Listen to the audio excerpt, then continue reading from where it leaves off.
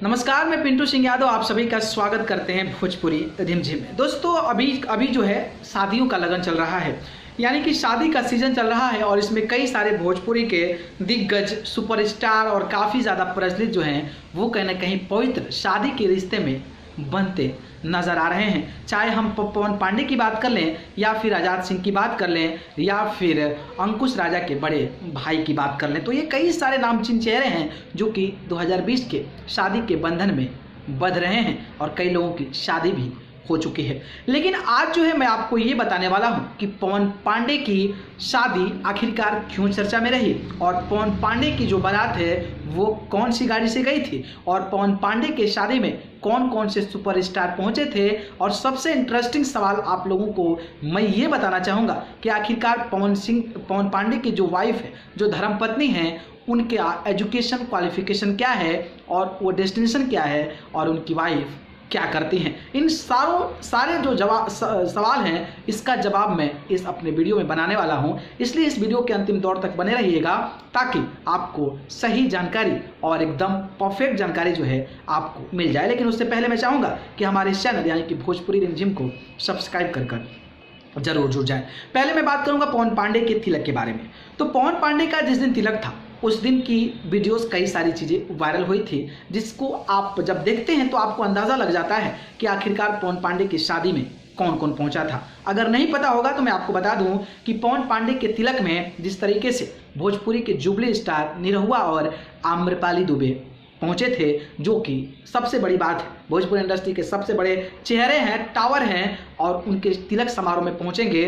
तो ये पूरे भोजपुरी इंडस्ट्री के कानों तक जो है खबर पहुंच गई है। तो पवन पांडे के तिलक में भोजपुरी के जुबली स्टार निरहुआ और आम्रपाली दुबे शामिल हुए थे। इसके बाद अगर हम बात करें तो समर सिंह भी शामिल हुए थे और तमाम ऐसे कई सारे सिंगर्स थे, कई सारे एक्टर्स थे जो कि भोजपुरी इंडस्ट्री में एक अलग पहचान बनाते हैं, वो उनके शादी समारोह में, तिलक समारोह में पहुंचे हुए थे। और वहीं मैं बात करूं तो उस दिन जो है खेसारी लाल यादव फेसबुक से लाइव आए थे और लाइव आकर अपने ऑफिशियल पेज से डायरेक्टली जो है उन्होंने पवन पांडे को बधाई दिए और उनसे माफ़ी भी मांगी और उनको एक परिवार का सदस्य बताते हुए उन्होंने माफ़ी मांगी कि मैंने आपके तिलक समारोह में नहीं पहुंच पाया। और जब खेसारी लाल यादव जैसे सितारे अगर फेसबुक लाइव अगर इस प्रकार का बात करते हैं तो ऑब्वियसली ये बातें जो है पूरी भोजपुरी इंडस्ट्री में पहुंचने वाली है। तो ये बात हो गई।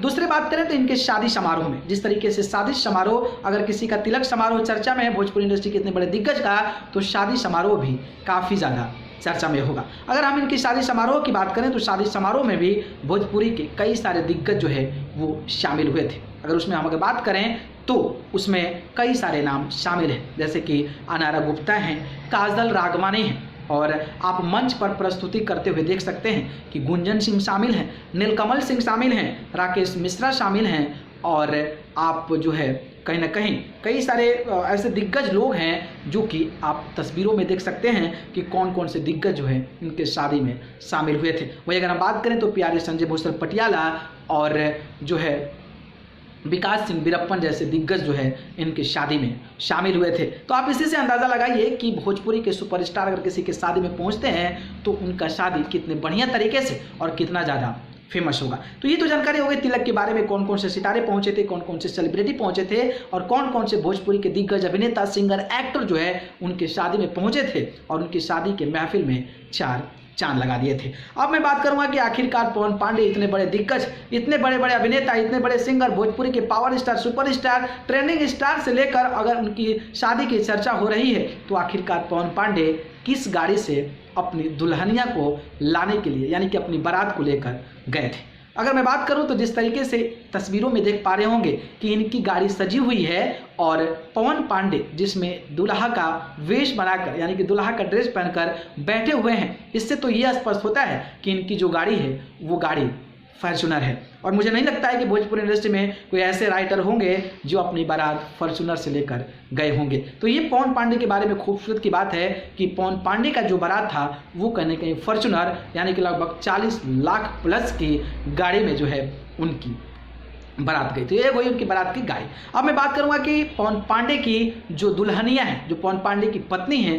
वाइफ है, जिसको धर्मपत्नी कहा जाता है, आखिरकार उनका एजुकेशन क्वालिफिकेशन क्या है और एक्चुअली में करते क्या है। अगर मैं बात करूं तो पवन पांडे जो है उनका असली नाम अभिषेक है, ठीक है, अभिषेक है उनके पवन पांडे का नाम। और उनकी जो धर्मपत्नी है जिनसे शादी हुई है उनका नाम आस्था है। यानी कि पवन पांडे की शादी यानी कि अभिषेक की जो शादी है वो आस्था से हुई है। वही अगर हम बात करें तो थाना डे जो है पवन पांडे का घर पड़ता है और ताजपुर में जो है बारात गई थी और फॉर्च्यूनर गाड़ी से गई, जो कि भोजपुरी इंडस्ट्री के लिए एक बहुत बड़ी बात है। अगर इनकी वाइफ यानी कि पवन पांडे की वाइफ आस्था की बात करें तो आस्था का जो एजुकेशन है यानी कि जो पढ़ाई है जिन्होंने पढ़ी है, जहाँ तक पढ़ी है, उनका है बीएससी यानी कि बैचलर ऑफ साइंस। बीएससी जो है उनकी वाइफ की हुई है, यानी कि बीएससी के माध्यम से ग्रेजुएशन की हुई है। आस्था की बात करें तो आस्था जो है एक हाउस वाइफ है, यानी कि जो है पवन पांडे के साथ ही जिंदगी गुजारेगी